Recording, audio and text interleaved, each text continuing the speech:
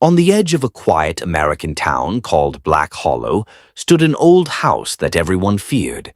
The house had been abandoned for nearly 50 years, with broken windows, peeling paint, and a wooden door that creaked slowly in the cold wind.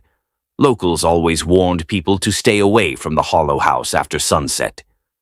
One cold October night, a filmmaker named Daniel Carter arrived in town.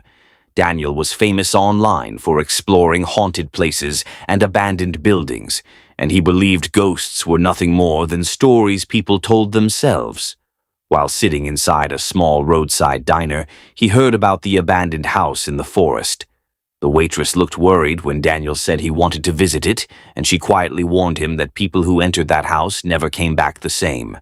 But Daniel ignored the warning and decided to explore the house that very night. Just after midnight, he walked down a long dirt road that disappeared into the dark forest. The moon was hidden behind clouds and the trees blocked most of the light.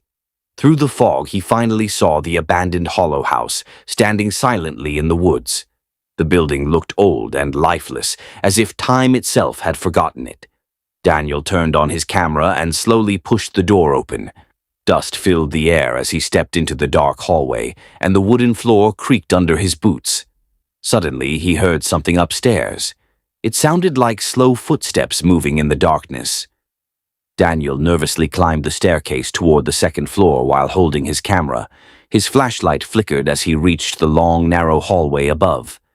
At the end of the hallway, a single door was slightly open. He slowly pushed the door open and stepped into the room.